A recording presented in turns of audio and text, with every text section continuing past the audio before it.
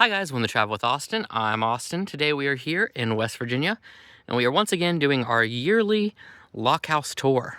Now this year, we are doing it in a full 8K resolution, which does mean it needs to be recorded on a camera that is not as stable, but it will provide a visual feast for your eyes.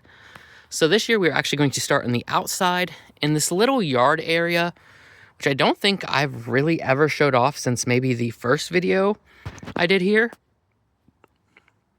So you can see that the main feature of this backyard area is the large chimney here. So there is that. And then we're going to go ahead and head back to the main path. And we are going to head into the Lockhouse, but I did just notice we have some sort of well or underground access here. So I've never noticed that before. But let's go ahead and make our way over to the Lockhouse proper. So with this being an 8K, you're going to see a lot more colors and details than you usually do here.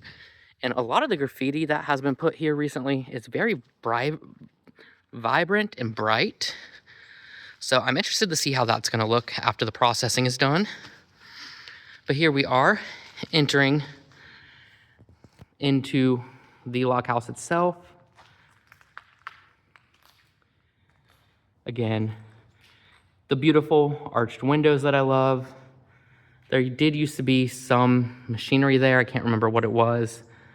There used to be a power box on the wall here that is now gone. Unfortunately, most of the stuff here has, gone away over the years. So we're going to walk into the next room, and this has really steep stairs between these two rooms, and I did trip a little. Again, nice archway window.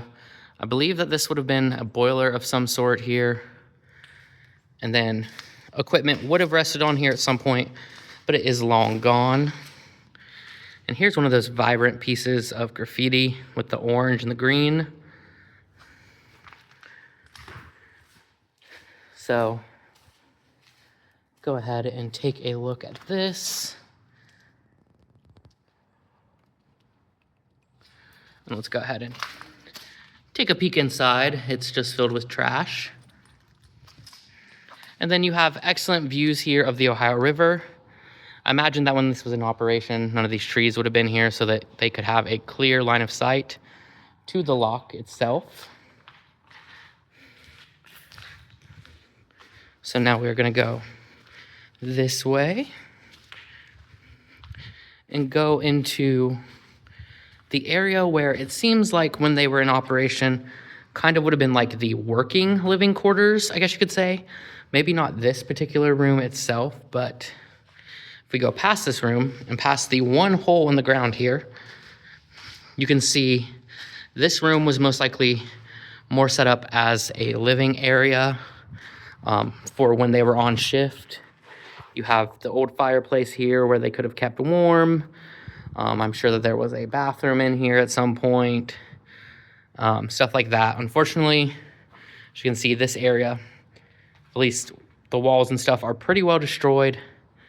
And unfortunately, I have been unable to locate historical photos of this place when it was in operation.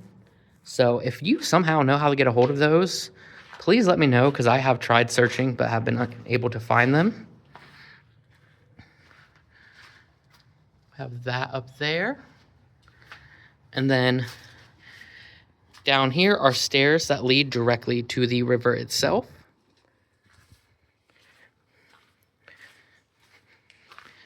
And now we're going to go down into the basement.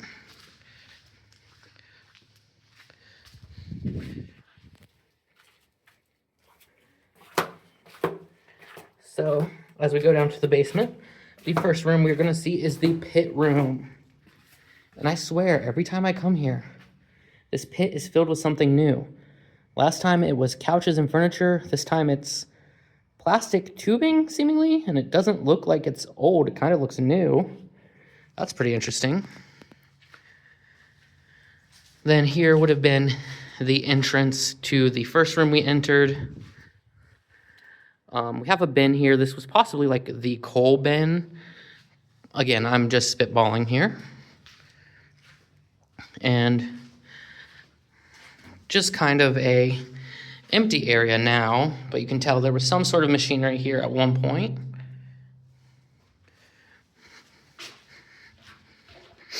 And then the other half of the basement here, which again, along with arch windows, I love these arch doorways.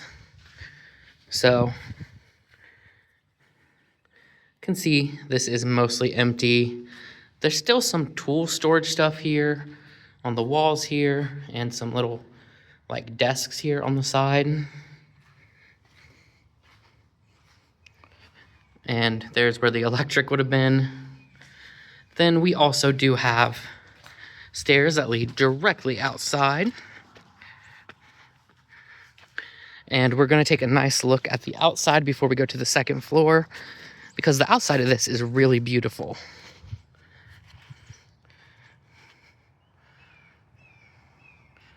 So the tower in general is just absolutely beautiful to me.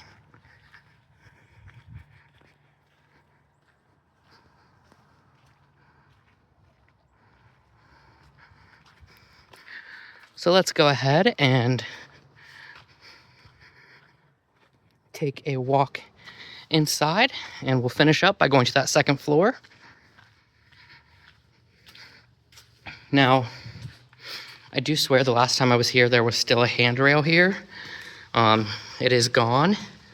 It does make it kind of uncomfortable to climb up these stairs, even though they're very solid. So here is the top floor. You can see the roof is still getting worse, which is very unfortunate, but everything else is made of brick and concrete, so it is holding up pretty well.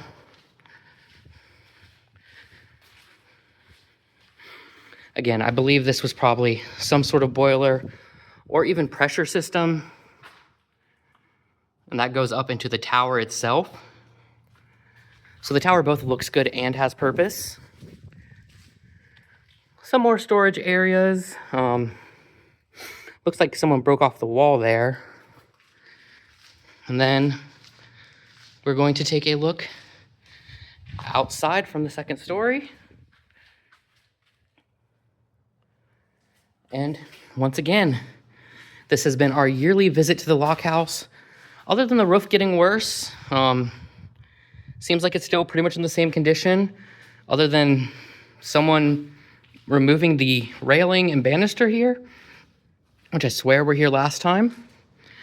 But hey, that is another year and another exploration of the Lockhouse. If you guys like this video, please give it a thumbs up, please subscribe. If you want to see how this has changed over time, I have made a video here every year for, I believe, the past 5 or 6 years, so you can go back and look at those and see how this place has changed. Anyway, that's all I have for you guys today, and I'll see you next time with a brand new video.